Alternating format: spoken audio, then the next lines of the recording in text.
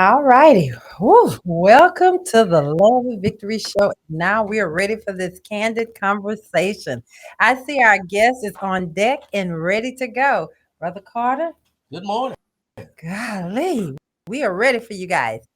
This morning, before we get going, going to introduce our guest in just 1 second, but we need to give our acronyms from I'm old enough now. Mhm. And that kind of inlines how the show is going to go and what the show is all about. And it's going to be from a Gen Z's perspective. Okay, Kelsey, you ready? Yes, I'm ready. So today's title of the show is called You Got This Mama. So for our acronyms, I chose the word mama. For Mhm. M, I have, actually, our new intern, Riley, he came up with the acronyms. Oh, Yeah. okay. So shout out to him. All right. So for M, he has mindful. Mothers are mindful of their thoughts and Mhm. emotions to develop stronger relationships that build mindful children and a stronger generation. All right. Then for A, he has admirable. Mothers always deserve our admiration for the constant sacrifices and unconditional love they show us. And then for M, we have majestic. Not only are mothers dignified, but they portray unparalleled beauty and indefinable qualities that shape what a majestic mother is. Mhm. And then for A, we have affection. Not only do mothers show their care and affection every day, but they warrant affection from all of us and deserve the world for what they do. Wow. I have to say that it's fantastic and that it's going to in line with we all have mothers if we're not a mother. And so I think that what he came up with, what you guys come up with, it every week blows me away. So this is perfect. And before we go any further, without further ado, we have some Can I woo. sing Boys to Men right quick? I, see, Justin, you see why we have you in Mama, here? Now you see what Mama, you know I love you. that's not with him. Anybody that doesn't know Brother Carter know that that knows Brother Carter. He always come with something. And this is a special show for him as well because he doesn't have his mother, but she is What you always mean I with don't him. have my mother? Well, you have your mother always I with you. had a hat on today. You told me you didn't want me to wear a hat He today. wear y'all see Justin knows what I'm gonna have to deal with. Everybody knows Brother Carter. Well, today's show is a little special Mhm. because we have some very special guests, and I'm gonna allow Diana to introduce our guest today. Mhm. All Alrighty. right, come on, Diana. So first off, we have Ms. McGray, Miss Mallory McGray, and 5 words she used to describe herself were charismatic, inclusive, exciting, Let's see who creative, Mallory is. authentic, and honest. Miss Mallory, could you expand? Expound. Good Unmute. morning. How are you? Come on, Miss Mallory. I can't hear you. Give it to us, I'm here. I'm here. Can you hear me? Mallory. All right. Sound Maybe. like the volume is off on your end, I've got Mallory. her loud and clear. Um, I can hear oh, her. somebody's got me. Yeah. You Justin. Let's Now you see. Justin is in. This Okay, might be Mallory, better. that's okay. We'll give you a minute to fix yours. Justin, you want to go ahead and say who you are? I think the sound problem's on your end. Can you hear me? It's on our end. They're talking, but we're not. Got this on. Hold on a second. We'll fill in the gaps while they're going on. They're hearing us. Tiffany, can you hear us? Yeah, I Can hear you you say guys. something? I can hear I you can. all. There you go. Perfect. We got you guys now. All All right. righty, Mallory. There you go. It was on our end. It wasn't on you. Okay. Do we got me Okay, still? we got you Mr. now. Carter be Mhm. knowing what he's doing. Awesome. I Okay, never then. know. Sometimes technology, right? I Doesn't tell work. you, we were just talking about that behind the scenes. Anything that has to do with technology, anything that can go, will go. So you just have to roll through it Right. without stressing. Yeah, All right. exactly. Yes. Exactly. Okay. So Well, thank Mallory, you. thank you for being here. I bouncing off of the 5 words that describe me. I am, if anybody knows Enneagrams, I'm an Enneagram 8. So I'm very like all excited about everything. And I like Hmm. to ask the question why a lot.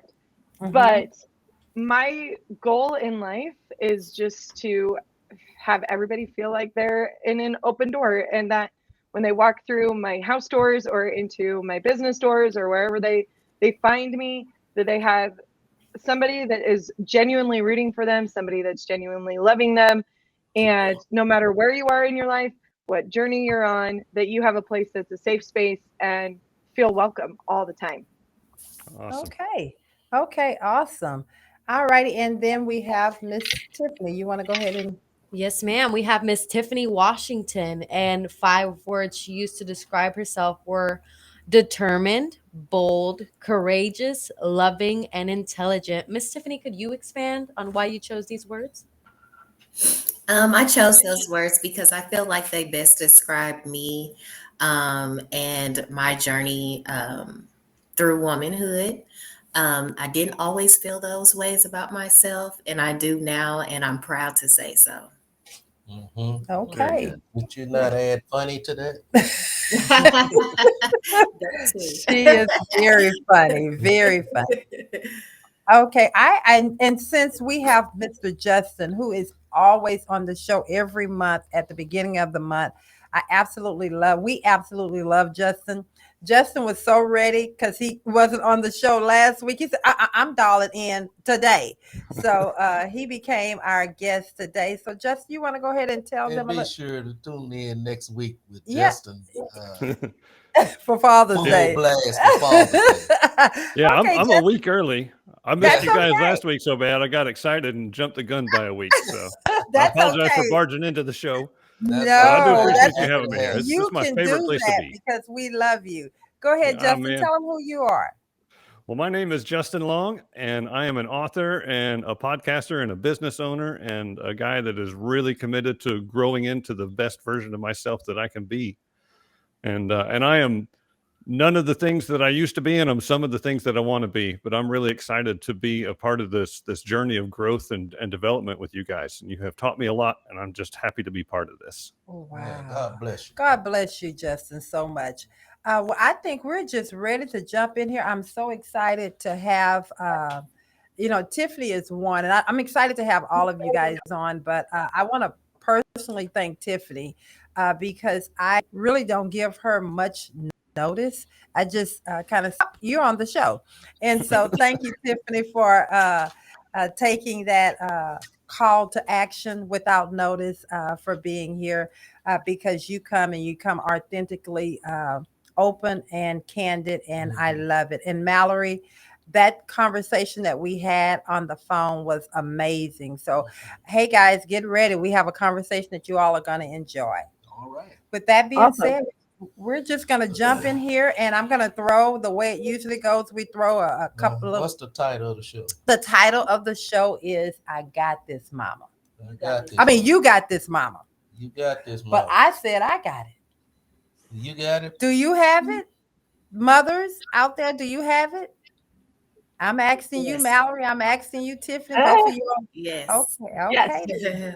Well, we got Yes. this. So what does that mean to you? I got this, mama. I got this. Tiffany Washington. Man, it says a lot for me. There's a lot that comes with motherhood, parenthood, and I know that at times for me, it can get really stressful. You can feel like, this is too much, and you've got to encourage yourself. So when I hear the words, "You got this, mama," for me, it's a statement of encouragement. It's a statement of just telling yourself, no matter how hard this gets, you can do this. All right. No matter what it is, huh? Yes. Yeah. How about you, Miss Matt? I'm Mallory, that's gone in. That's Miss what we Mallory? do. That's what we do. Go ahead. He didn't want to talk last week from a man's perspective, Justin. He's supposed to host the show. He kept saying, "Oh, you got it." So I guess this week, you got this, Mama. He's gonna jump in, but that's okay. That's how we do it. Go We're just ahead, being Mallory. contrary. Yes, I you love it. already know it, right? Go ahead, I'm Mallory. doing my part. When I hear that phrase, first I think kind of that I see a meme a lot that motherhood is a walk in the park, but it's Jurassic Park. And I feel like I relate to that a little bit in that everything feels kind of chaotic and that there's so many things that you've got in the area you're trying to balance in womanhood and motherhood of just trying to keep everything kind of on the rails is the way I say it. But when I hear that phrase, it's no matter what I'm going through, I'm the same, is that it's perfect for what it is right now. And I've got everything that I need to get through right now. And I'm learning and growing along with my kids learning and growing and colleagues and business and everything like that, that I have the tools and everything I need right now. And so I don't need to doubt myself and my abilities to take on what is coming at me. That's good. That's good. All righty. So, Justin, since he asked the ladies, I'm going to throw it at you. What does that mean to you, Justin? You know, I am amazed at how much my perspective on things changes the older I get and the more I learn. But when I was young, I was aware that there was a lot of things that my mom was not giving me that I needed. And as a young adult, I really resented her for that. And I recognized that she was emotionally damaged, but I never gave her any grace and allowed her to be human and imperfect. And now I'm at a point where I'm recognizing that, you know, the fact that my mom managed to keep me and my siblings alive through all the stuff that she was dealing with her own challenges, you know, it's a testament to her tenacity and her ability to stick with it regardless. And so, you know, I wish that she was still alive and that I could kind of tell her that I can appreciate her more now than I used to. But yeah, that's awesome. Yeah. You know, to be a human being and to try to create and raise another human being and not, you know, pass on our own damage to them, because we're all flawed humans, Right. and to right. allow someone else to be imperfect, you know, it's the perspective on motherhood has changed a lot for me over the years. You know, That's good. sometimes you don't realize, and from my perspective, you don't realize what you're getting into when you say, I want to be a mother, or I want to have a child. That comes with a lot, because Mhm. most of the time when we're taking that as mothers, we're taking that on. We're taking that on from a perspective of sometime from our own insecurities, or the need to want to have someone that is going to love us unconditionally, or you're taking it on because either you fell into one of those, or you really believe in your heart that you're ready. But most of the time, until you're able to deal with your own issues, I would recommend kind of stepping back from being so quick to want to have a child. That's just my own personal, because if I think of me, I was I was a teenager, 18 years old, having a child. I was no more ready for my first child at 18, and what life was going to throw at me, and even trying to wrap my head around. Thank God that we are still here, partners in this thing together, going through it. But I was not mentally, emotionally, or even physically or financially ready to be a mother. So that's just my own, and I had to grow into it. Mhm. So that's my take on it. Brother Carter, what's your take? The truth of the matter is, Mama, what is this? You got this, Mama. You don't. As a mother, as a father, you don't have it. But it's very encouraging, should I say? The title of the show is very encouraging. Mama, you got this, Mama. That's affirmation, should I say, to encourage you that when things getting shaky, things get rough along the way, encourage yourself. Say, you got this, Mama. You can do this. And I think that is beneficial for us all as whole, not as just women, not as just mothers, but as individuals. You got this, because truth of the matter, we face all kind of challenges day in and day out. So That's real good. That's true. I like all of the different perspectives on you got this, Mama, because, and we're going to take this conversation from that perspective, all different challenges. So the first one I want to throw at you. Since we have Justin on the show, we have to take it in different perspectives. So the first question I want to throw out there, and whoever wants to take it, let's go with it. All right. What has been the hardest period of motherhood for you, and how did you deal with it? Look at Justin. I'll jump in. I'm just I going to think throw it out. everybody's got a point, but I'll jump in. At the point I'm at the moment, because I can't speak that for like future, right? But the point I have right now, I have a 10-month-old and I have a 2.5-year-old, and I'm running a business, and like all these things just kind of compounded on top of each other. That this right now is the hardest part. because I've found that my kids actually want to like do things with me and have time with me, and I want to have time with them too. But it seems to conflict at times when they need me the most. And so learning that balance has been a growing experience. I mean, we're still growing, we're learning every day, but that challenge of balancing the two little humans and my own responsibilities that I've got have been a work in progress, and we've kind of come to a point where it's a good space for all of us to be together, but this is probably the hardest part. I want to interject because me and my very close friend, we've been talking about our motherhood journey, and she also has two little children, and my daughter is 11 and my son is 7. And I would have to say that this is the hardest because now it is, I feel like, when you have little kids, you almost feel like you're monitoring and supervising. But now that my daughter is 11, I feel like I'm in the course of teaching her to be a young woman. And of course dealing with her at her age, but this age of needing to really sit down and having those foundational conversations, and just the things that both of them are dealing with at school as well.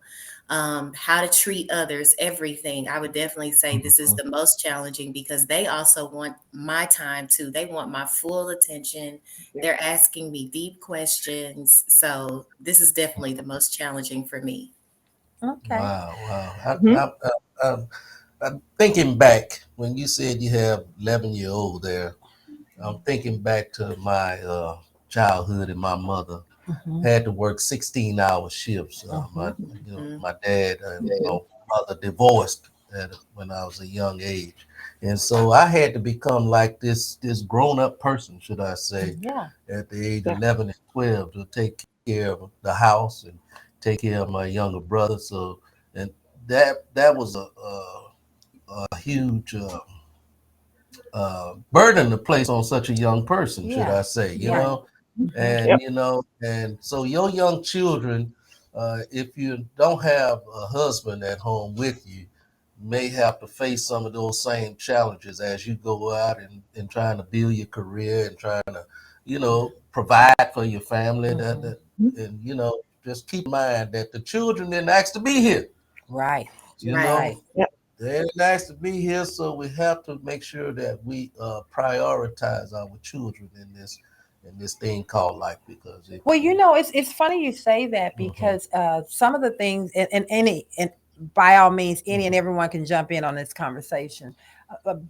We do pick up some of the same habits. Not, I don't even want to call them habits. It's behaviors and things that we have to just do to survive. Because as young adults, young parents, we had to still work, and our oldest had to step in there and keep things going while we're at work. Okay, don't open the door, don't do this, don't do that. And that is because you have to do what you have to do and have this house clean when we come home. And even though they cleaned it up 5 minutes before we got there, but I think that we still impose just because of society things and things having to provide and go to work, we still impose some of those same behaviors on our children. As a couple, listening to you say that, what your mother and what you had to do, that's a lot. But if I think and be very transparent with our listeners, as we always are, we did the same thing. We had to do what we had to do to survive. So we get it on both sides. Justin, you want to jump in on that? I was a latchkey kid too, and I've learned there's a term for some of that stuff, and it's called inappropriate responsibility. And so I was in charge of doing a lot of things way too young. When I was 8 years old, taking care of my 2-year-old sister for hours at a time. That's now I can look at that and say, that's crazy to leave your 8-year-old kid in charge of your 2-year-old for 3 or 4 hours.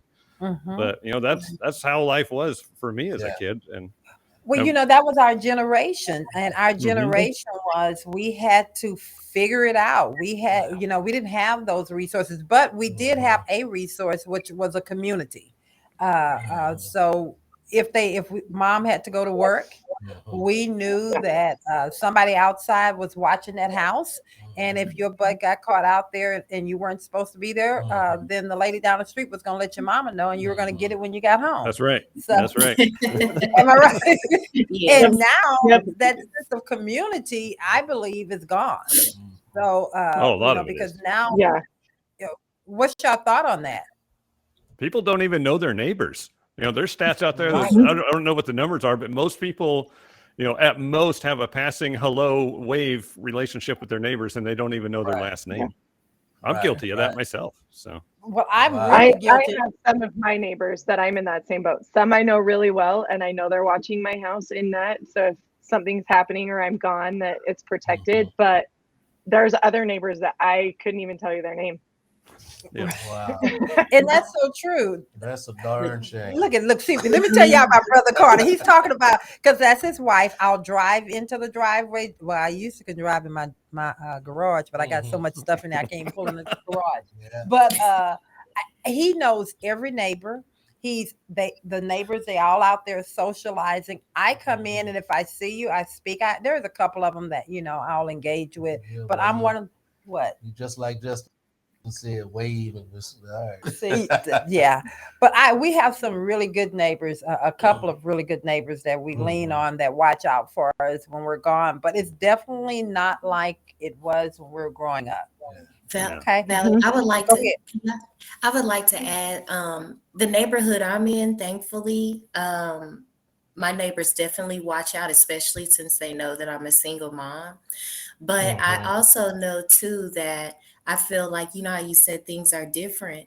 I feel like now the mindset is kind of mind your own business, unfortunately. Just work, Yeah. stay out of other people's business. Whereas, like you said a long time ago, if you knew some children were at home, you would look out for the house and things like that. But now the mindset is just don't even worry about it. It has nothing to do with you, unfortunately. So times are definitely different.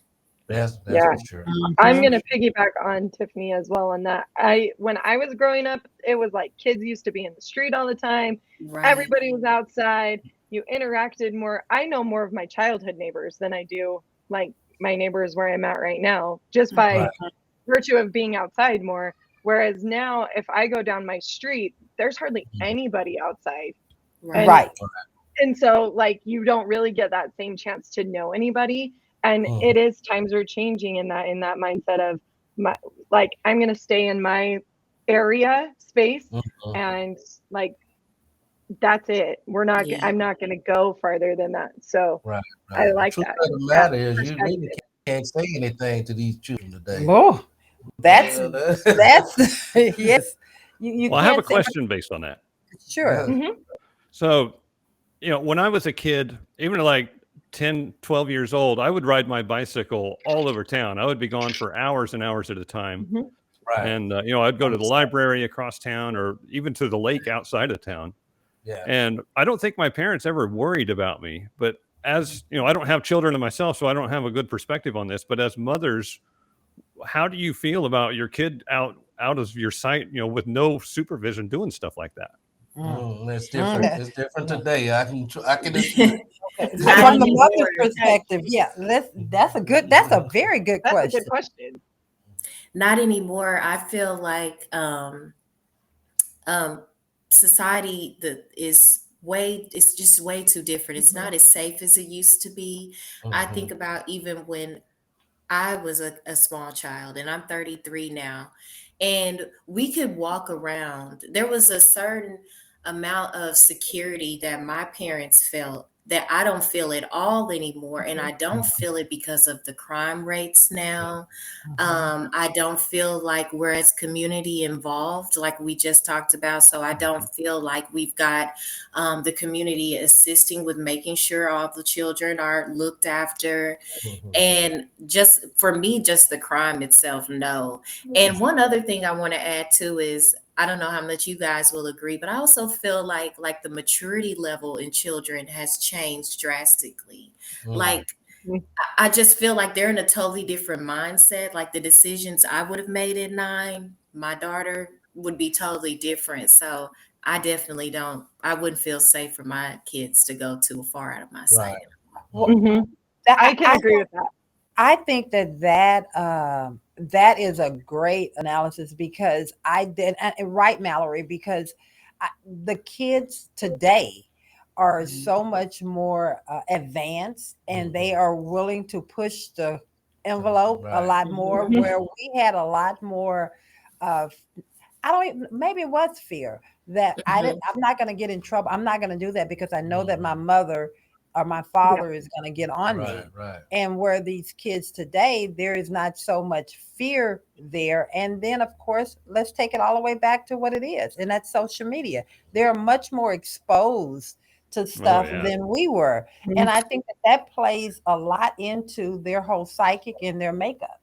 And it makes it a little more challenging for us as mothers. I'm going to speak for our parents, but since we're talking about mothers, to parent them, to communicate with them. So I guess that we dug all the way down in there. Did you raise your children in the same? Whoa, You might want to. We've been going 30 minutes strong here, so we might want to take a little I know, but I slower. got to ask this question. Okay. I'm sorry. Whew.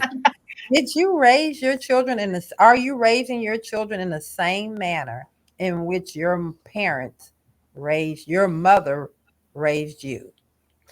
All right. So with that, I would say 50-50 in that. Okay. That I have well, before I had my kids and like from my teenage years probably till I had my son. I'm 34, so I had him when I was 32, 31.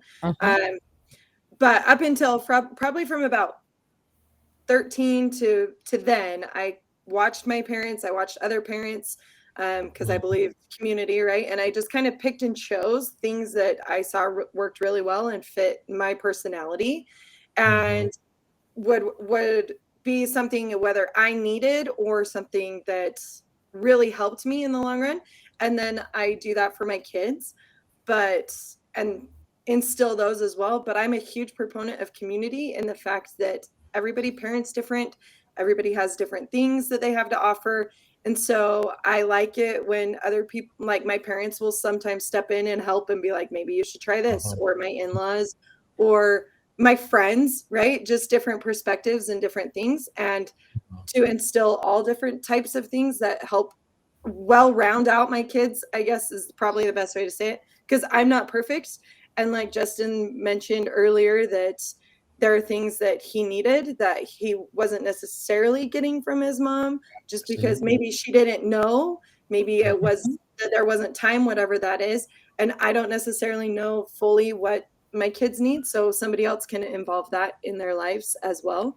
That's where my community aspect. So full answer to the question is I'm doing half of the way I was raised, but also changing on the daily to things that Right. Adapting to things. Yeah.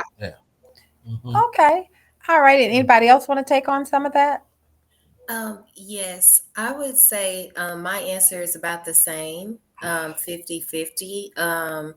I think that times are significantly different. So I've definitely had to add. I think that what I've done is made sure I kept the same foundation.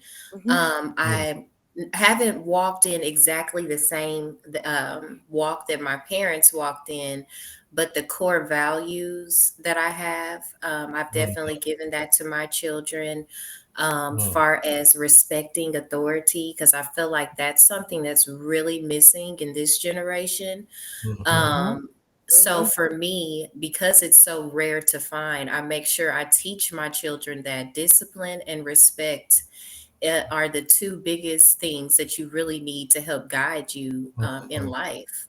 And that's something that my parents, if they didn't give me anything, they taught me that I need to respect. So I would say about 50-50 as well. Yeah. Okay. Justin? I don't beat my animals near as much as my dad beat me. That's why I had to go there. I knew Justin was going to say something like that. I would be lying if I didn't say that I don't want to sometimes. Well, you know, as They say you pooped again. On the porch. Oh my God, what am I gonna do? I tell you, he is truly my brother from another mother. I absolutely love him. Uh, I have to say, for me, in raising my children, I and we're speaking the 50-50. I have to say that I wanted to do, the foundation was there, the love, the family being very important, and making sure that, you know, family is the most important part that I needed my kids to get. That no matter what, you can always come home and be safe, and family got your back. That was core for me. The other spectrum, because I saw so much growing up, that I kind of went to the other extreme, where I became overly protective in some areas. Now looking back, I think I probably was a little too overly protective, where I didn't want to hear reason from other people, because I was in a spot where I felt like I needed to protect them from any type. I didn't want them to feel some of my experiences and pain. And so you don't find that when you're doing that till later, that it was just as harmful. Does that make sense? Mhm. Y'all kind of understand it, because you go to an extreme of being protective, and you don't want anyone to say anything to your children. You're there, kind of, that's mine. I got this. Where that can be counterproductive. Well, you learn so much more from your experiences than you do from just being lectured, right? And when you don't Yes, allow your kids to experience things, it's harder for them to learn the lessons you want them to learn. Amen. yes, Amen. that's so true. I, The core Valerie, of who you are. Go ahead, I Tiffany. want. oh, Oh, I'm sorry. I'm Yeah, I sorry. want to piggyback off of you, Tiffany, for a minute. mhm. The core of who you are, you can't help. Come, should I say, come from your upbringing, and so you, therefore, you have no alternative but to put those some of those same lessons you learned growing up into your children. You Mhm. know, like you say, the core, the foundation of who you are. Get up and go to church and all these type of Mhm. things. That's what I learned as a child, and that's what I instilled into my children. Mhm. On the other behalf, what you was talking about respect. Uh, Children don't have consequences for their actions today. Mhm. There are no consequences behind what they do. Mhm. And when we grew up in a time where there was There was consequences. definitely When consequences. you had unsafe sex, you caught a disease. Mhm. Well, they Back in still my catch it day. now. Yeah, okay. It's It, worse it now. ain't gone anywhere. Yeah, Yeah, okay. yeah. And when you went to the store to steal something, there was some consequences Mhm. behind that. Mhm. If you were caught out in public using profanity, There was a there consequence. was consequences behind and not from just your parents. That was just from any grown up. So there was a certain level of respect that we grew up with that you just don't see today. So I totally agree with you, and you and Tiffany on yeah. that. Well, all of us. Go ahead, Tiffany. You were going to say something else. That was very good, babe. Yes, it was piggybacking off of what you said, far as what you done for your children, because there was one thing that I wanted to add.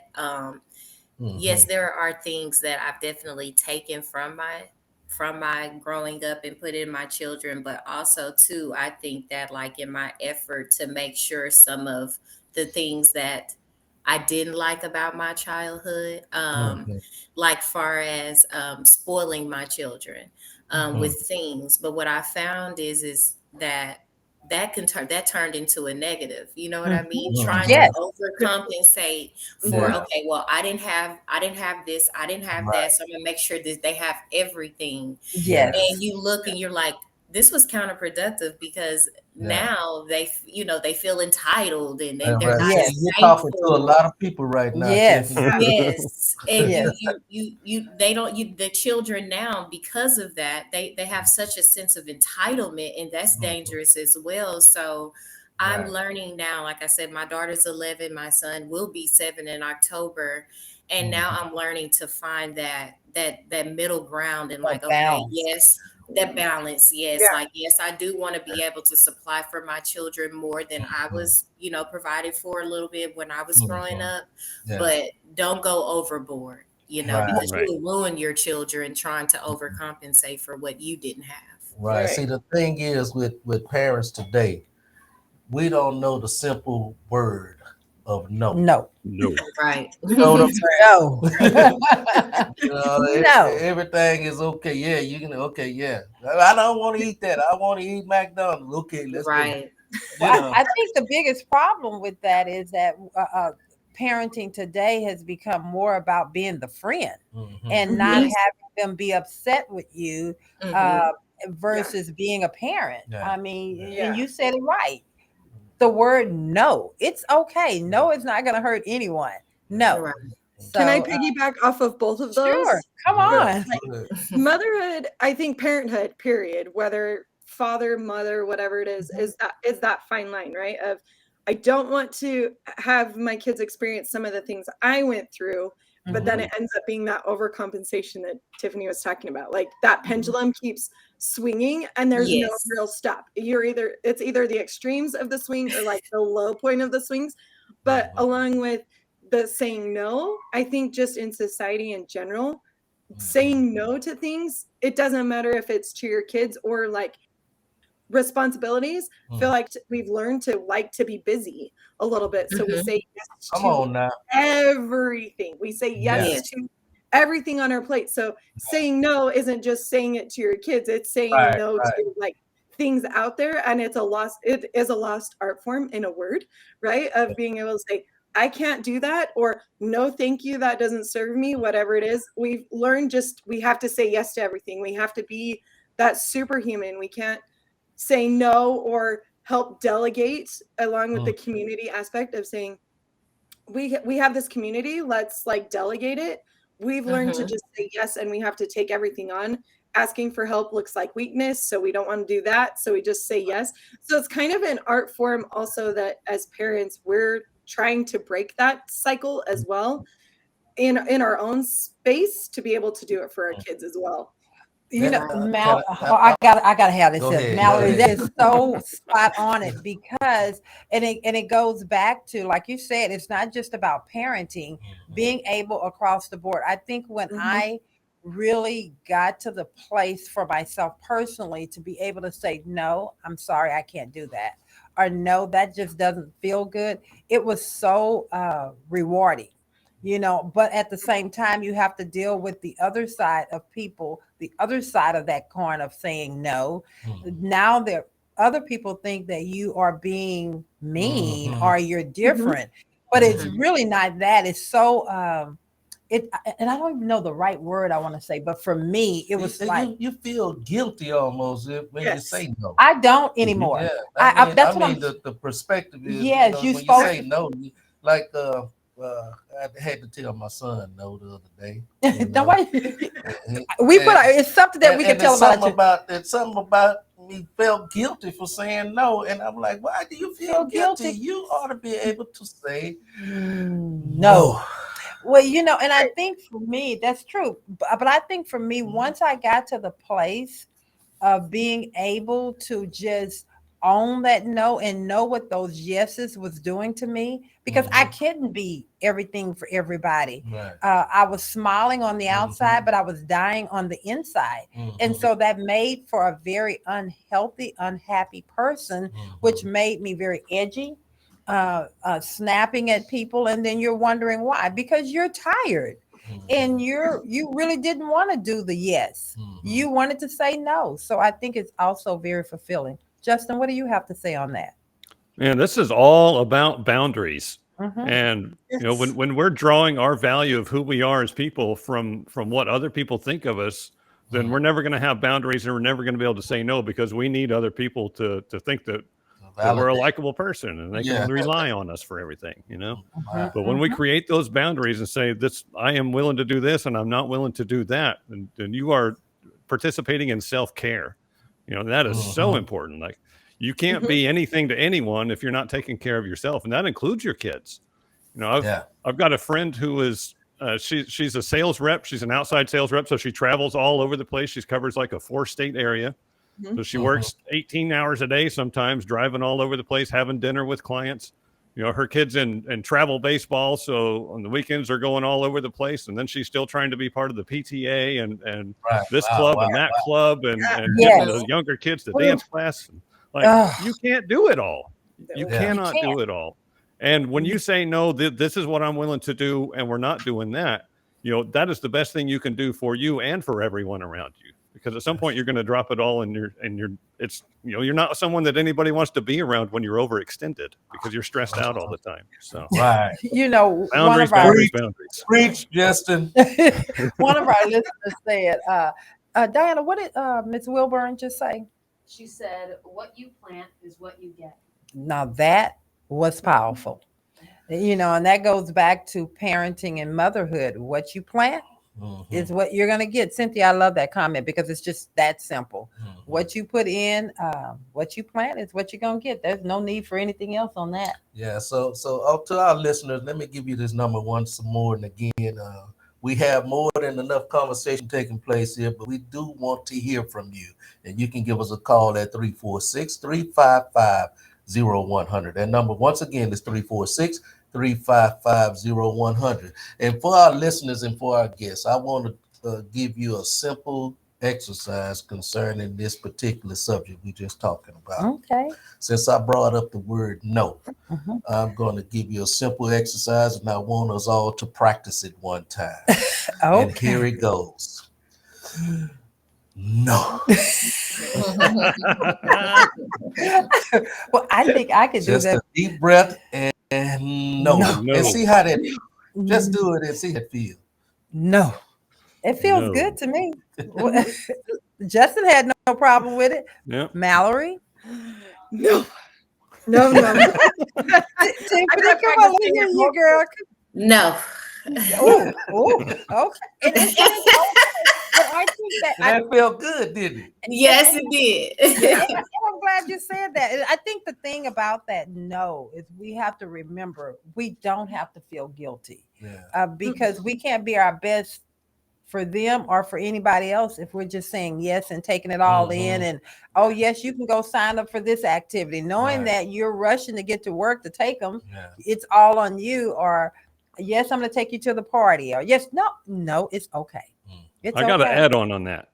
Go ahead. I think it's really important to know that no is a complete sentence, and you do not have to explain yourself to people. Say you don't it, have sir. to tell them why. No is a complete sentence. That's a complete sentence. Now that's a trinket. That's why you take a deep breath before you say it. And you know what? I think we need to pose that question out there. Why? And the question is, why is it so hard to say no? That's the question. Can I jump in on that? Yes, you can. Okay, so going through this made me think about this too, of like talking about guilt and talking about boundaries and saying no. And self-value, like Justin was talking about, of finding that core value in yourself. We haven't taken the time to find our self-value because life moves so fast. So we've got to kind of stay up with it a little bit, I feel like. So taking the time to really find your boundaries and what your value is, you're looking for that validation from everybody else and from all around. So by saying no, you're worrying about the opinions and the judgments of everybody else and what that's going to do to your value if it ups it or downs it. So it's easier to say yes because you're giving off the look, I'm putting that in air quotes, of I've got this and it's all under control and I can do this, when inside you're really dying going, that's really uncomfortable for me. But you don't want to have that judgment of something else because you don't have those boundaries necessarily. Wow. I think that's very good. And I think that we really need to hone in. Tiffany, go ahead. Or Justin, go ahead and say, why do you feel like it's difficult to say no? I feel like it's difficult to say no because for me, I think we've talked about this before with me, I'm people pleaser. That's something that I'm still working on as well. It's something it's breaking in. I'm sorry. Tiffany, can you repeat it? It's like we're getting some choppiness. If you're Okay. not, you probably need to mute your voice or something. No, too. it's not that. It was just the You don't think Wi-Fi. so? But go ahead, Tiff. Yes, ma'am. I just said that for me, I still struggle with, I'm working through it with being a people pleaser. I want to be liked. I want to, I don't like confrontation either. So Mm-hmm. I like to be that easygoing, if it's just a Right. lot easier for me to say yes than it is for me to say no. So that's my issue with saying no. It's just easier to say yes. And the bad Mhm. part is, though, when you say yes when you should have said no, it, it Right. it actually, that's when it gets hard. That's when it Right. gets Mm-hmm. hard, because you're overexerting yourself, and you're trying to Yeah. make things happen that you already know can happen. And Mm-hmm. in turn, it would have been easier just to say no from the beginning. Mm-hmm. Hmm. Right. Mhm. Okay. That takes getting used to. Also, you just can't just become a no person overnight. Well, no. I didn't Yeah. become a no person overnight. You're right. You Yeah. can't. But I do think that she said something, and we all can jump in Mm-hmm. on this. She said that she struggles with. She wants to be liked, Mm-hmm. so she wants people to. She wants validation. When I hear that, and please correct me if I'm wrong, you want validation from other people. And to be honest with you, that can be a moving target. They'll validate you when it's beneficial for them, and then Hmm. they'll devalue you when it's not. Mm-hmm. So Mhm. wanting validation from other people is not always it's not healthy. Period. No. It's Um, Never. it's not. Never. No. It's not. So it's But you actually gotta look. The large percentage of us seek validation day in and day out, and that's why it becomes so difficult to actually say no to some people, because we do want that validation. We don't want to upset people. I can contest to what Tiffany is talking about over there. I believe I'm one of them kind of people, just like yourself, people pleasers, not confrontational though. It's too exhausting for me to be Yes. confrontational. Yes. And, so it's easier to, like you said, easier to just say, okay, yes, we'll do that way. But it's at the detriment of your own self-being, though. That's Hmm. And right. Mhm. so we have to consider ourselves a little bit more than we Yes.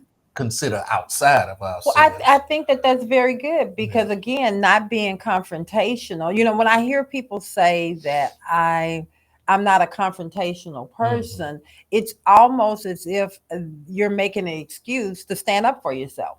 Because that's just my personal opinion.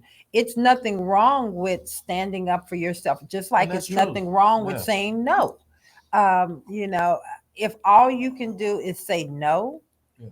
you're Right. putting some boundaries Right. there. But that takes when you're not customarily built that way, that takes time. All I'm saying, it just take Yeah. a little time to get to a place like that where Okay. you can say no. Thank Think God for about my. this though. Go ahead. Think about somebody that has said no to you, Mm-hmm. Mm-hmm. and did Yeah. that change your opinion of that person? Did you cut them out of your life and feel like they're no longer of any value as a human I being? like that. That That is a yeah, good point. I that had to was a great. I had to contemplate that one for a minute and see if I've been Oh, told no. okay. You've been told no before. I can, Oh yeah, yeah, oftentimes. yeah. Okay. I personally have been told no, and I have not cut them out of my life. And I don't think that because you say no to someone, they're going to walk away. And Mhm. if Nope. they walk away, they need to keep walking because you're setting boundaries. And it's not that you don't love them and you don't care about them or you don't want the best for them, but you're setting boundaries for yourself. Mhm. Y'all know this is a morning show, but y'all got Brother Carter on here. I'm sorry. What we gonna do with it? Okay, Justin, that was a good way of putting it. Lawrence, you want to say something else on that? No. Let's See, continue. Move on to the next one. before you take it from the morning gospel show. No. Okay. I Go do want ahead. to say one thing about what Justin said. That was such a Mhm. good point, because a lot of my reason for being afraid to say no is fear of rejection. And you just made that plain for me, because just because I've been told no, I didn't reject those people. That's right. So that really helped me. Thank you. You're welcome. Yes. Yeah, but Mission that's why complete. Mission complete. There you go. that's why we love Justin on this show, along with myself. Justin have a profound way of putting things as myself. So You know what? See, that's my brother right there. you see how they are taking We over. tag team. You know, all the time. It was just very good. I got one more, and then we are going to. Oh wow, we Take a already have pause to for take the a cause, pause huh? for the cause, and I'm gonna put this one out here. Uh, who inspires you? Who inspires your parenting style, or have it been inspired by any person or persons? Um, Oh, I I, hear somebody's baby. Mine. I Hey, it would never stops. A parent is a parent. I would have to say, my parents have inspired my parenting style. I definitely will say that, when I think about my dad's patience, and um, my dad has a ton of patience. So like, I guess what I'm saying is that I don't do everything the way that they did it. Some things I need to do more of what they did, but they definitely inspired me.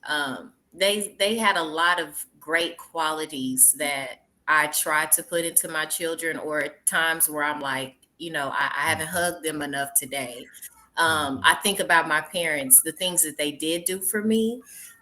So they definitely inspired me. Okay. Okay. Mallory? I'm gonna also say my parents, but also on top of that is my grandparents.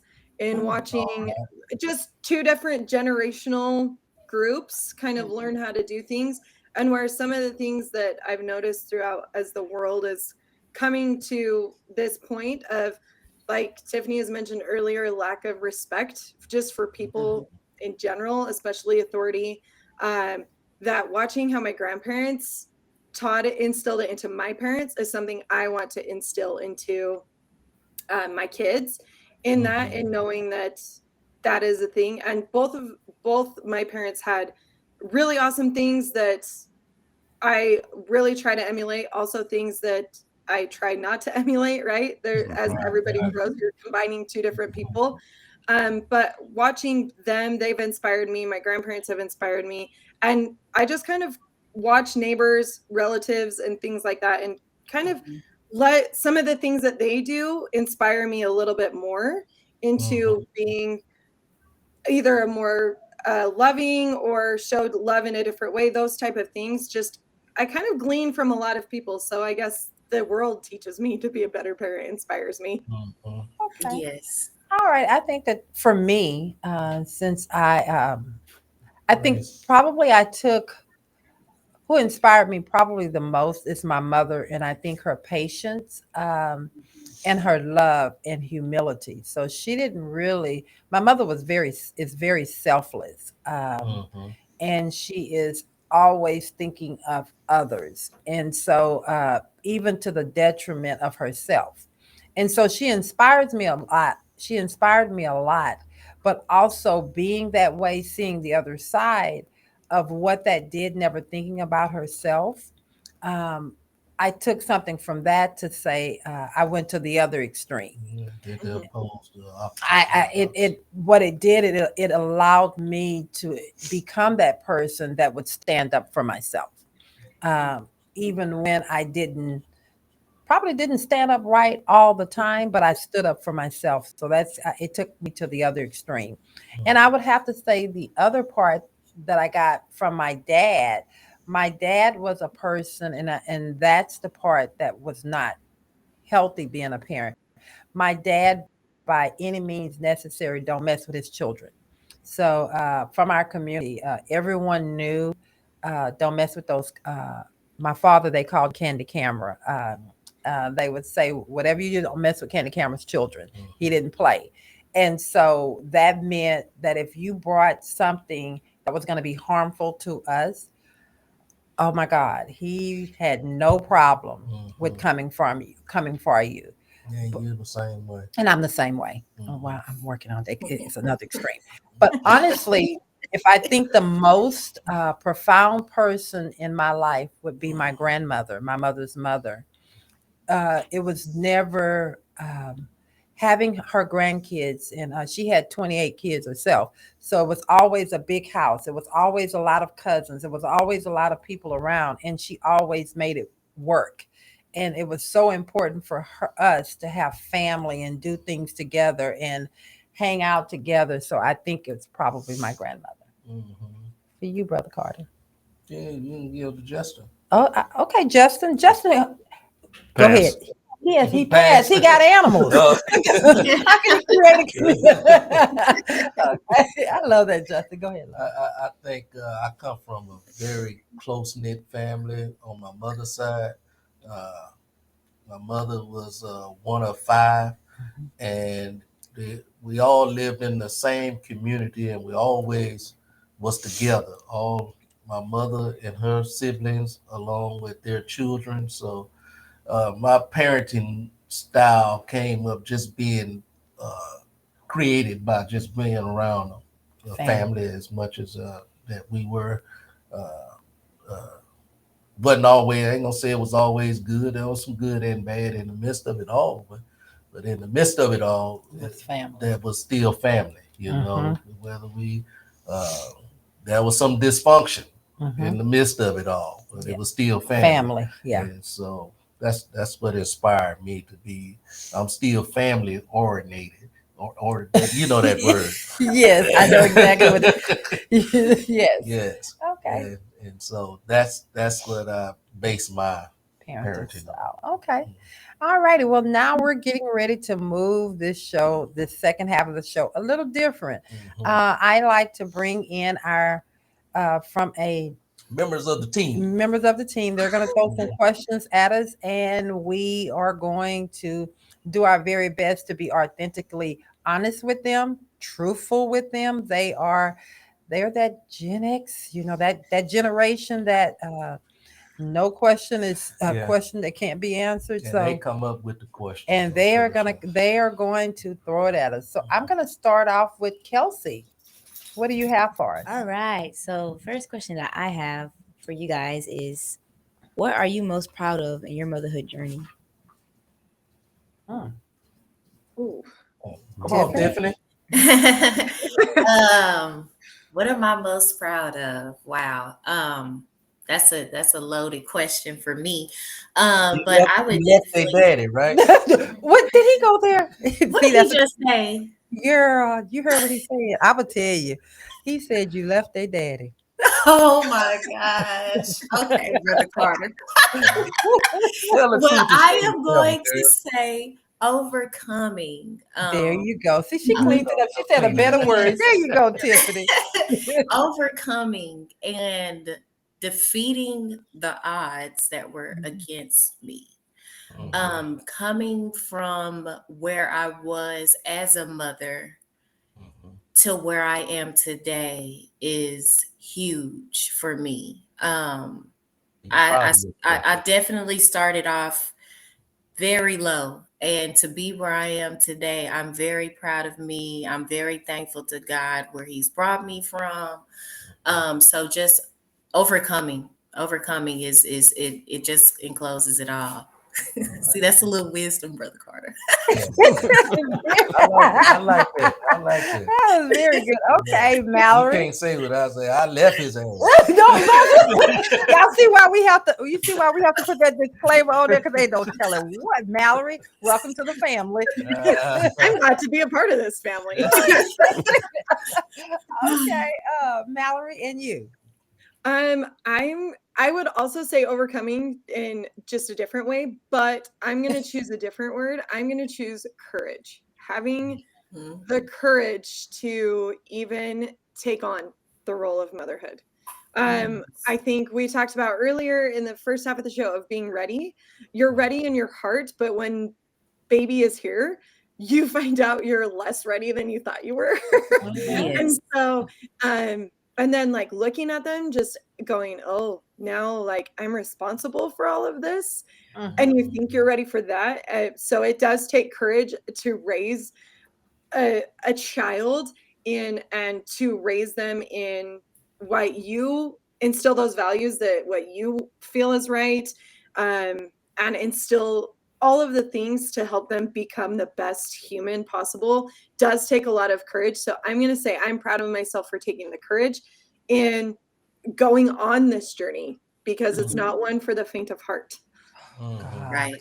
Now, Miss Mallory, do you do this alone, or do you have a spouse? No, I have my husband with me, but I feel, in talking about doing it alone, that sometimes motherhood, whether you have a person or you're a single mom, is kind of a lonely experience at times. Yes. That you still feel like you're alone. Mallory, Okay. before I go, that was a good question to ask, and I love your response, because motherhood, even if you have someone there, a lot of times it is alone. It is the burden of it is on your shoulders. I don't know whether it's self-inflicted or it's just the way it is, but I do believe when it comes to mothering and being a mother, we take on more than the male. Would you say that? Yes. I would say that for sure. Like, just knowing that our roles are different, and we feel we actually had this conversation a couple days ago, actually, but the roles that, and the things that stressors, I guess, between the two different roles is different. And it's lonely on both sides of the fence, I would say. Yes. Brother Carter can speak to the other side of Yeah, that. But well, I was going to tell Val she was on the exceptional side of things. She had a spouse that took a lot of that load off of her, especially when it comes to being disciplinary and respectful, things of that nature. She was the nurturing mother that she needed to be, but I was the father that brought the. I would agree with that, but I would, if full transparency, Yes. I think that men tend to go into corners, and I want to call it a temporary hibernation, because when it comes to really dealing with the conflict, sometime as the teenage girls and full transparency. Full transparency. I get what you're saying. Because I said in the corner as they got older. I'm talking about when they were young. Yes, but parenting didn't stop when they got older. When they got He did his Parenting- F in the beginning. Yeah. Right. Parenting, it's very much so needed, even now that they're grown. And so you really don't, mothers don't get a pass at any point to sit in a corner. You said corner, I didn't. But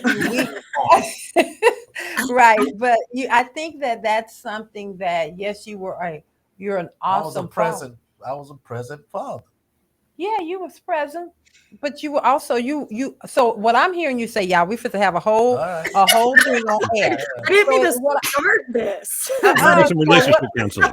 So what I'm hearing you say, that you knowingly got in that corner when you knew it was some conflict going on, and you just said, you know what, y'all figure it out. I'm not dealing with that. I said when they were younger.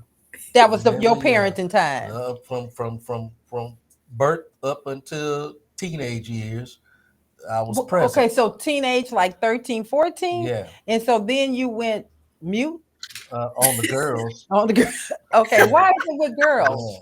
The boys, I stayed active with them. Okay, so why with girls? And this is a good question. Why would girls with fathers feel like, see, this is a keep it real show. Oh, that's not the title, huh? Candid Conversation. But anyway, this is why are fathers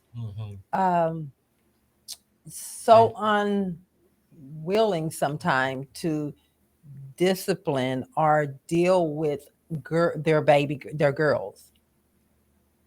I don't know. Because my dad, when it came to me, I knew how I could manipulate him. Okay. All I had to do was put a little tear halfway running down my face. I knew how I could, if I cried, if I was sad, if I wanted something, there was a way that I can just ask that question for it, and he's going to make it happen. You made it plain for me now. Okay.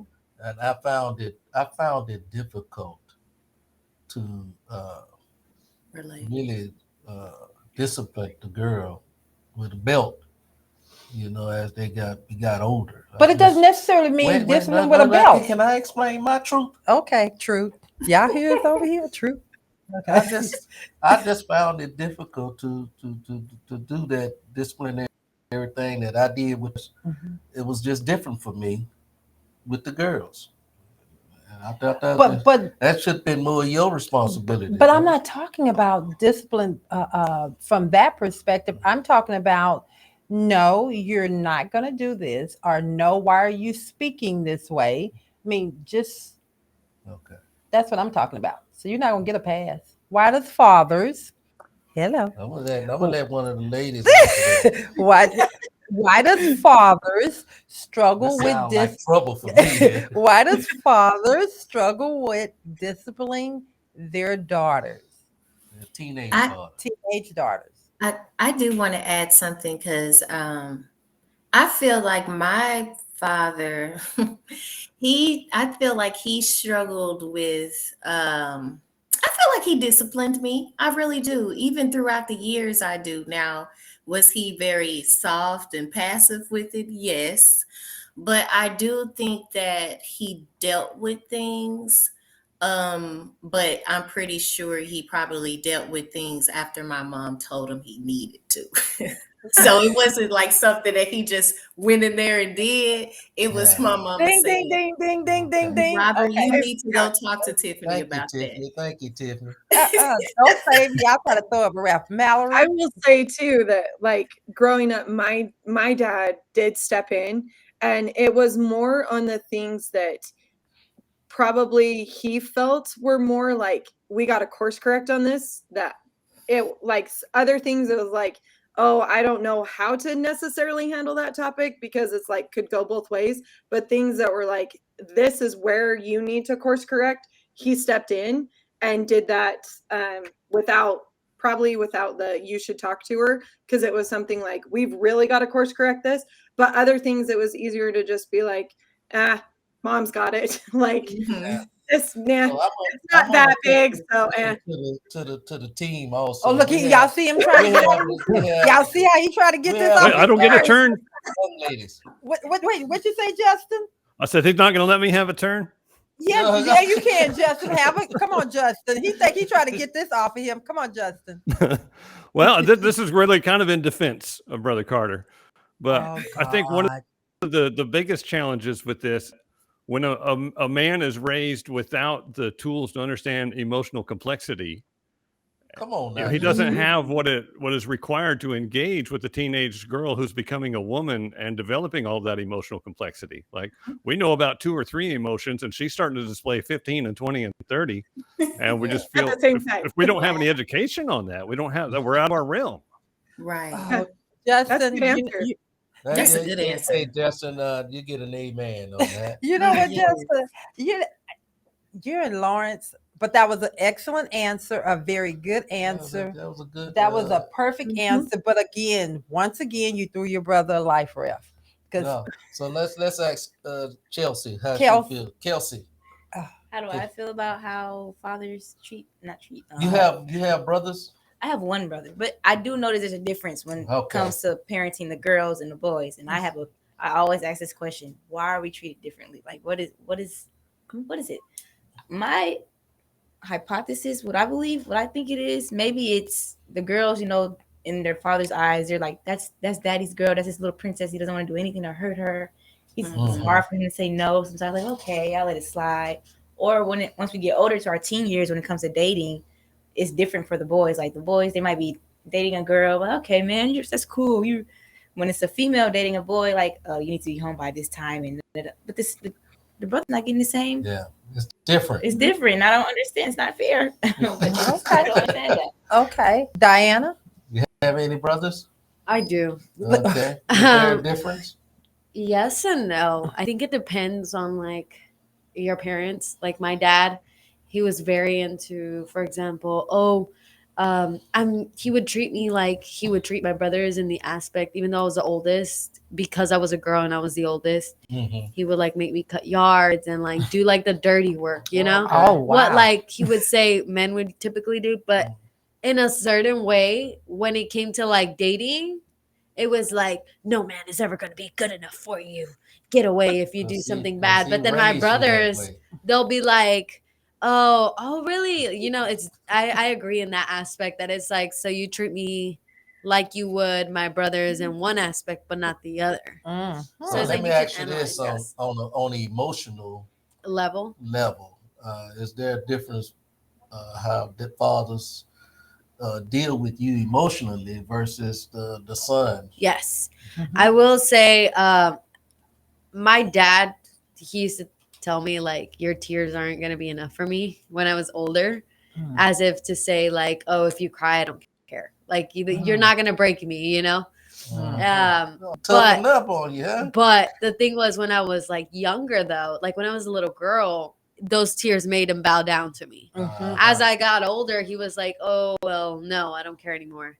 In a way. That's how it made you feel. Yeah. Okay. But in a way, that's what you say. If you're telling a girl, hey, your tears don't even matter to me anymore, they're not going to make me feel anything. Like, no. Like, I'm sorry. Your emotional availability.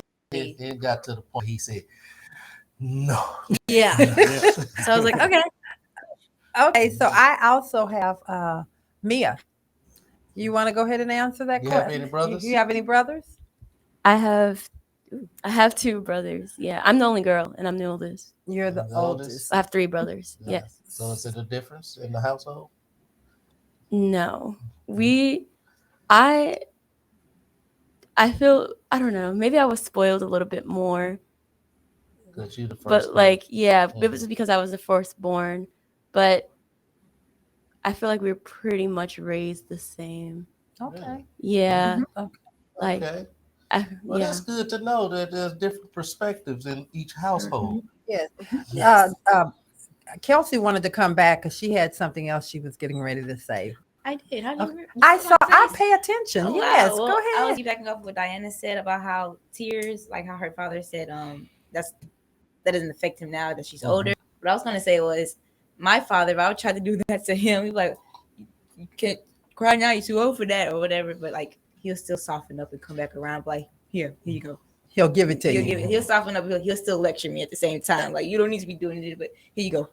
Okay. May I say something? Sure, jump in. I feel like once we realize, both sexes, like male and female, that emotions are okay. Like it's okay to allow your child to indulge in their emotions and teach them how to manage emotions, both child, male and female, and how to express that it's okay. You have to express. You can't hold it in. It's okay to show. It's okay to express. There's a time and place for everything. It's okay if you're not able to like hold it in for it. Like that's fine. Once we get that, like it'll be fine. Like men will understand how to, parent a woman and a woman. I feel like a woman, it's different for a woman parenting a man. We don't, obviously we have the emotion part. We would have to get the other. So we would have to get the other perspective. So in other words, what I'm hearing you say, and guys, please jump in. I'm hearing you say that once you give the kids or the young adults the tools, or you should be raising them with the tools to understand their emotions and when and how, what's appropriate emotion and response to something, then it's easier for fathers to parent. Is that what you're trying to say? Then they'll be raised to know how to parent the opposite sex. Like they will understand. They would feel encouraged, maybe perhaps, to interfere, to notice like, oh, that's inappropriate behavior. This is not, or this is that. This is because of that. This is because of this. Okay, that's a good perspective. Anybody have anything to say to that? Maybe. I can get behind that actually. Like I'm trying to do my best to raise my kids of noticing like your big emotions and how to flow through those emotions so they don't last and build forever, because some of the things that I held in when I was a kid came to fruition a lot later in life and made things a lot harder, and kind of blew up a couple of relationships that I didn't intend to blow up.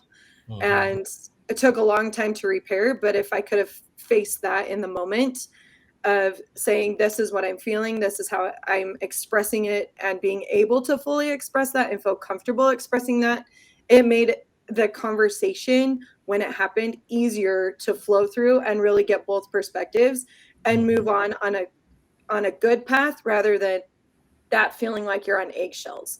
So I could see that side of it as well, being able to express your emotion and know why you're feeling what you're feeling, to be able to have that conversation and it not be as exacerbated as it could be in the future. I think that that's really good. And I think that that's a very healthy way, even for me over on this side as a parent, listening to that, that's healthy. And then even as a woman, I think because we're such we're an emotional being. I think not being taught or even allowed to understand and to express our emotions in an appropriate way can be unhealthy. So I think, like I said, flip it. I like that. Justin, you have something to say on that? I think that this is the most important thing in the world. That when you can teach kids, boys and girls, how to understand their emotions and how to deal with them and how to understand other people's emotions, then that changes everything. That's how you change the world, because then those kids grow up and they're emotionally intelligent parents raising children instead of emotionally ignorant parents. I think, I grew up with zero emotional instruction, like zero. I was not allowed to express anything. And my dad, we talked about this 1,000 times. My dad's only emotion he ever expressed was anger. And that's what I learned. That's the tool that I had to launch out into the world with. So when you can teach your kids how to feel, and that it's okay to feel, and how to express that in a healthy way, then that changes the world.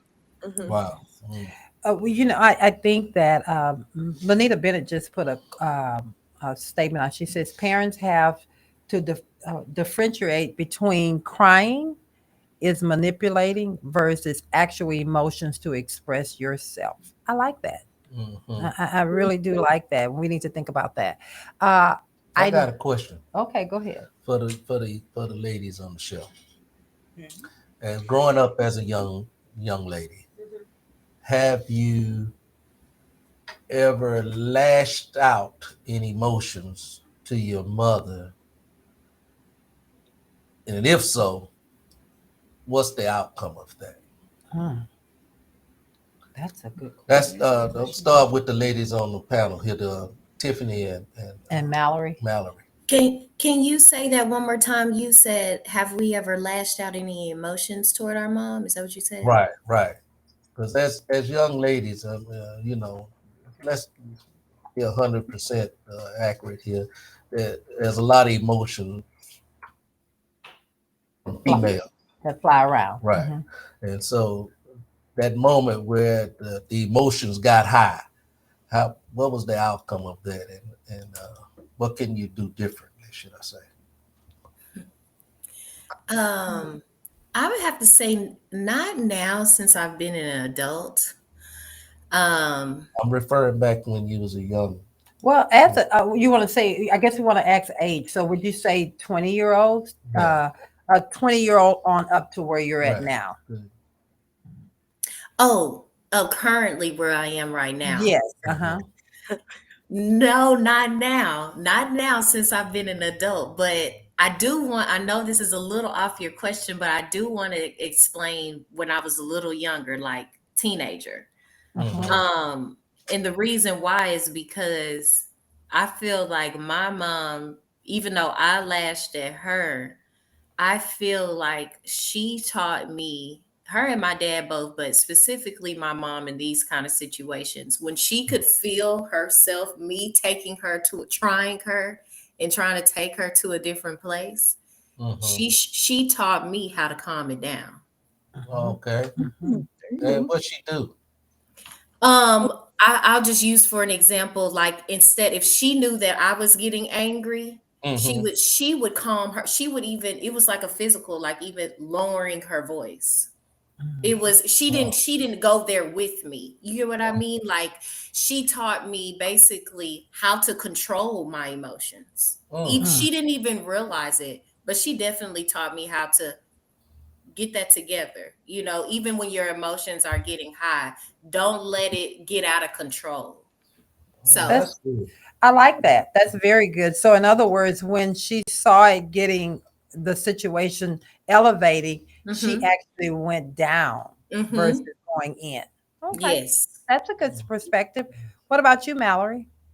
Um, since about 20, probably I haven't lashed out at my mom too much. I think I got a lot of that done when I was a teenager.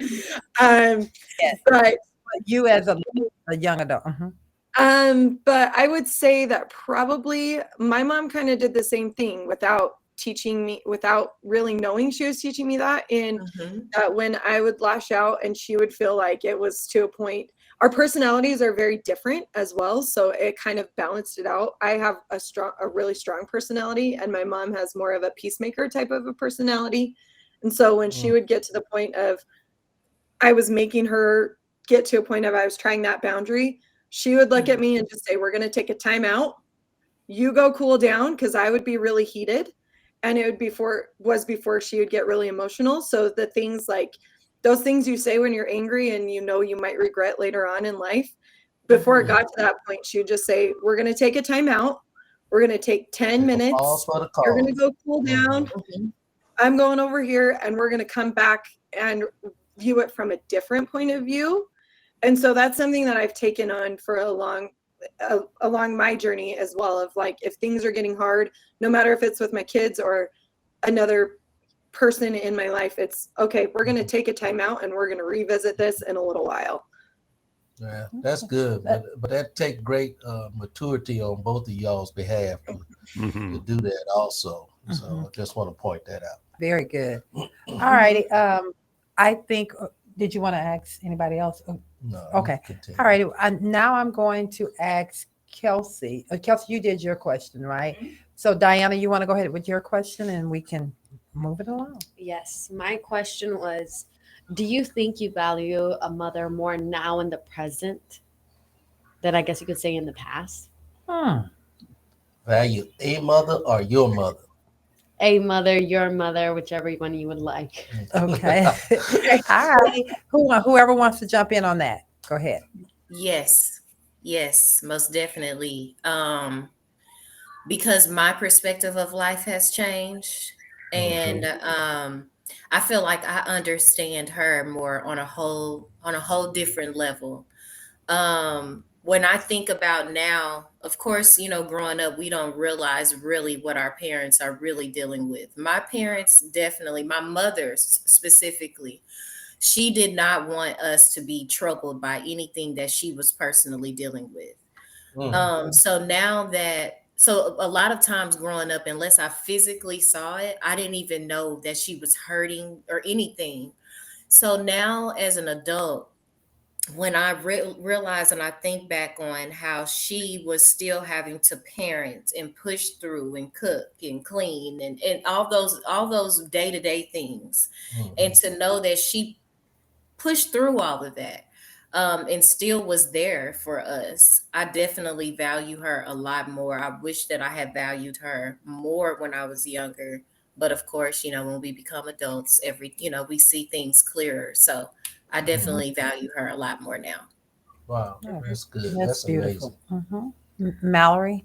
I would Or, say ditto to all of that as well. I Yeah. I value a mother, any mother, my mother, and me right now is kind of going through, like, looking at motherhood, going, I understand why my mom sacrificed some of the things she did for herself, or didn't Mhm. let us see, just like Tiffany said, see that she was struggling, see that she was, that, whatever she was going through, that she hid it really well from, and Mm. made sure that we were fulfilled and we were emotionally happy. And Mhm.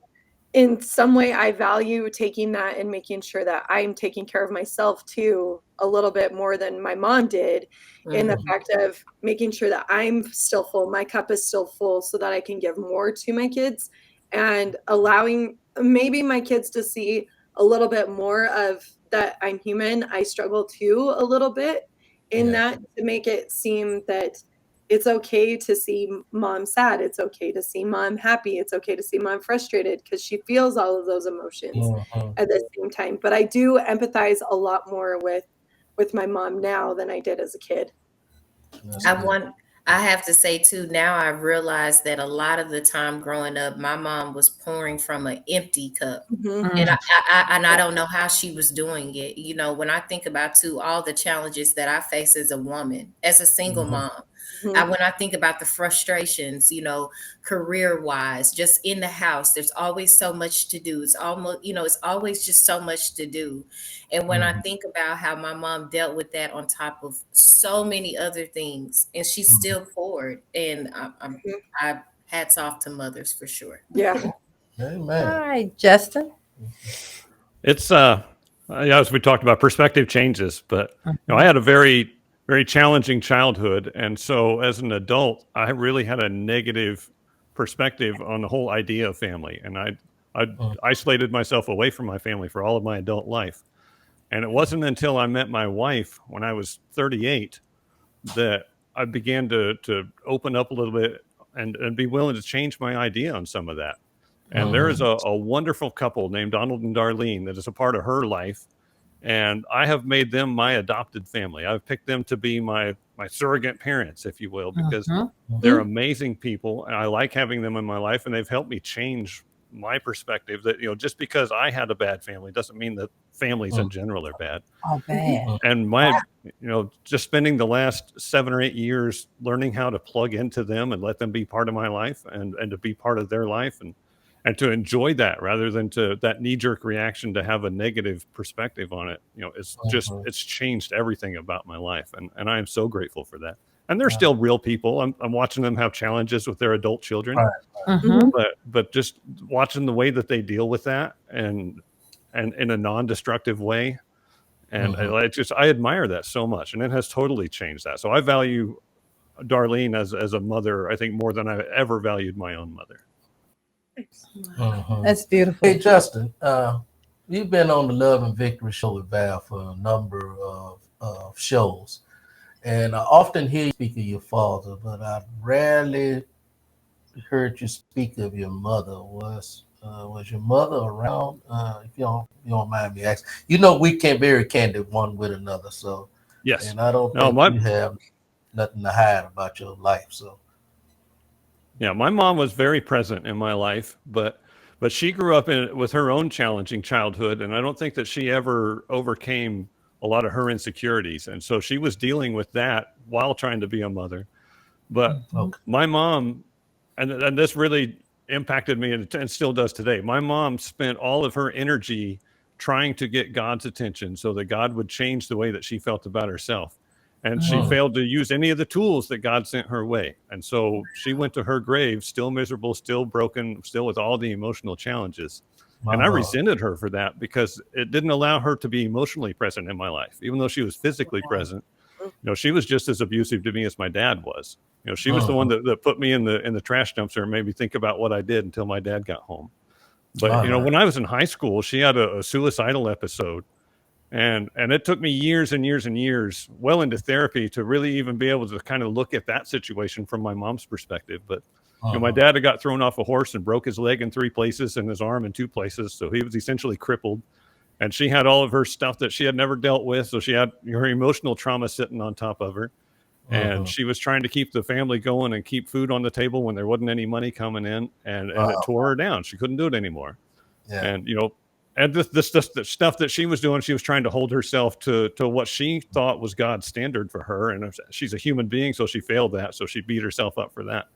But I watched all this stuff, and I framed my idea of what parents are around that. And it took me a long time to realize that, no, that's not parents. That was my parents. And you know, it's different. I shouldn't hold everybody else to that.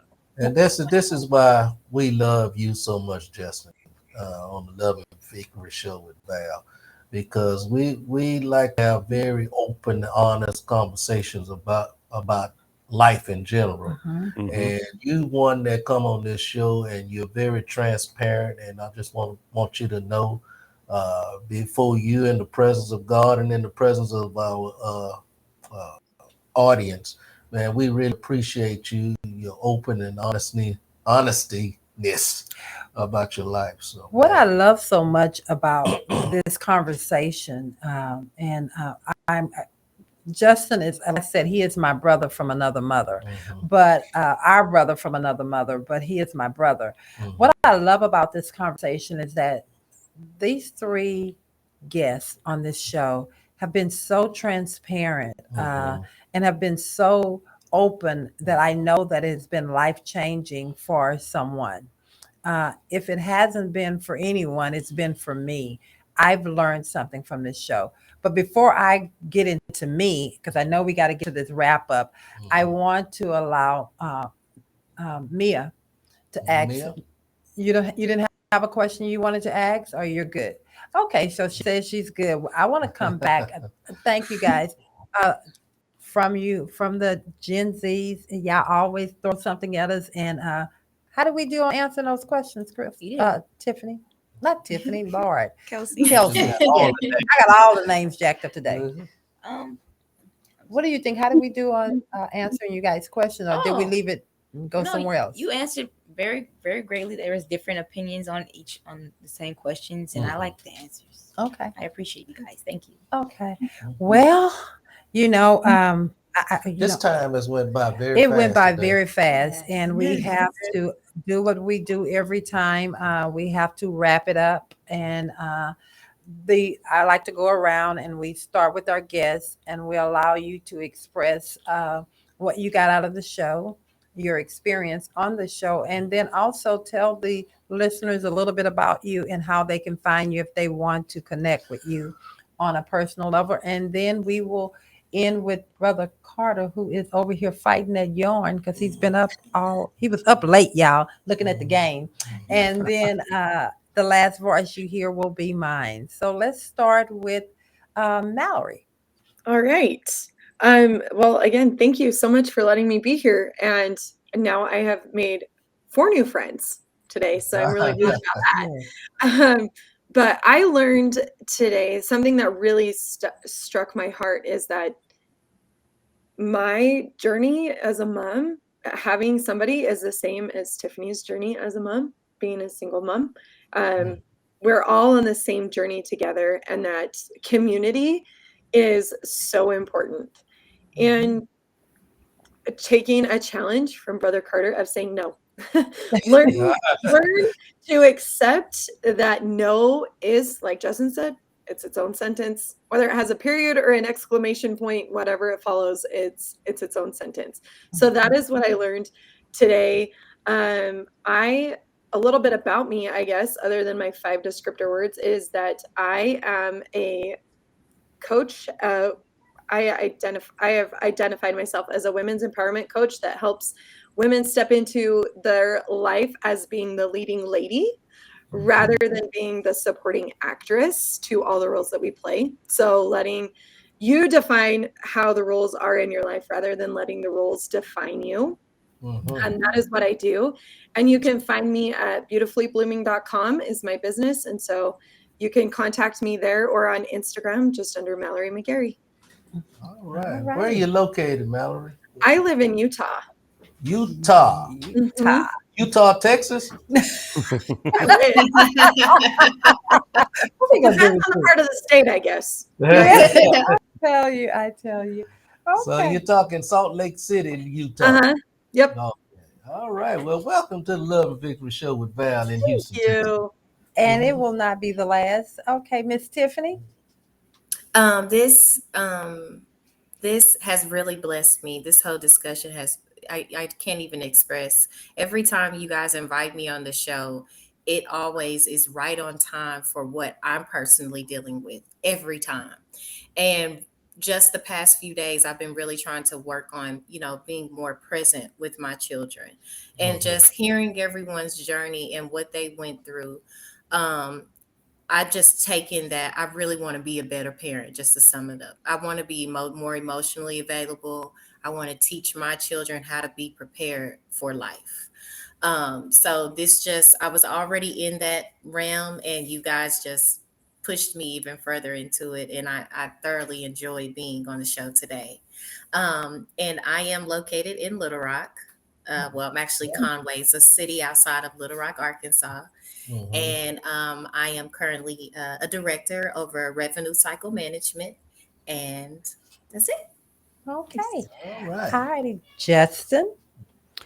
I always take a lot away from this experience of being on this show. It's I think the same lesson over and over and over that gets drilled into me is how important it is to include other people and their perspectives and their opinions in my learning and my growth. Right. Because it's easy for me to isolate. I'm not an out in the public people person. I'm very much an introvert, and when you don't take action on that, it's easy to just isolate yourself away from the world, and then all of the voices in your head become the committee that you make your opinions from, and that's very unhealthy for me. So just once again, getting perspectives from people from generations that are different than mine, and people from different places and different walks of life, I think is just that I grow from that every single time. So I'm really grateful that I get this opportunity to be part of that. So Wow. And how can they find you, Justin? And how can they find your book, which is amazing? if you want to find my books, I've got 7 different books. You can find my website at jboydlong.com, JBOYDLONG. And that's to separate me from the actor Justin Long, who is not near as good looking as I am, but he's got a lot of money. So I had to use my middle name, but jboydlong.com has got everything you need to know about me. All right, then. And Brother Carter. As usual, man, this show has opened my eyes up to a lot of different options in life where I'm so closed-minded and believe that I have all the answers to this thing called life. And I find out after every show that I do not have all the answers to life's questions. So I'm just privileged and honored to just to be a part of the Love and Victory Show with Val. I'm just glad that we have positive, intuitive people that come into this show to pour into not only my life, but to the lives of the listeners. So I just thank God for you guys. And if I leave you with nothing else, no. No. And from me, thank you guys so much. I know I have been going back and forth with Tiffany and with Justin because they've been here. But Mallory, let me tell you, sister, I knew when I talked to you over the phone, this was going to be a great conversation. Thank you so much for being transparent. Thank you for being willing to be a part of this conversation. And most importantly, I want to thank you just for being who you are. You have so much to give to people in general, especially women. Keep doing your thing. And for Tiffany, as a young woman, watching and paying attention to other mothers out there, and as a mother, and I see your growth over the last almost 3 years. I'm so proud of you. Keep growing, keep being open, keep your cup open to receive. Sometimes you have to pour a little something out of it because some of the stuff in the cup is, you either have gained it or it's just not working for you anymore. It's okay to pour out so that you can get more in. Keep doing what you're doing. Justin, you are amazing. Your wife is so blessed to have a man like you on her side. You and my husband, well, I guess me and my husband, me and Lauren, me and you, your wife and myself, to have real men that are okay with being vulnerable, open to share and take the hits from strong vocal sometime emotionally unstable. I mean, we all can, let's just be honest, speaks volumes. So I thank you for coming on this show every time you're here. And thank you today, even though you were so excited to get here. You got here a week early. You better be on show next week. We need you next week, which is going to be the Father's. What time is he getting on next week? Is he at 8 o'clock? We're going to talk about it. I don't know. I think it's, I can't remember. got You got it. He got it. And so, Justin, also, if it's at all possible, we'd like to meet your wife. Yes. Yeah. If she got a moment, she can come in and just say hello, man, on Father's Day. That'd be nice. I have to drag her off a horse, but we'll see if we can get it done. That will be good. So again, thank you to the listeners. Thank you for the before you end. Wasn't my voice supposed to be the last voice? That's why it's a Candid. Okay, go ahead, darling. Before you leave, I said no. For the people that came in after the whole conversation about saying no, I just want to let you know it's okay to say no. This is for the people in the back room that came in late. It's okay just to say no. All right, I like that. And Kelsey, can you tell them how to find us and follow us? Yes, ma'am. You can follow us on all social media platforms at LV with Val, and also our website at lvwithval.com. All righty then. Until next week, let's look at them and tell them bye. We love you guys. Thank you so much. Have a great weekend. Bye-bye. Bye, everybody. Bye-bye. Bye.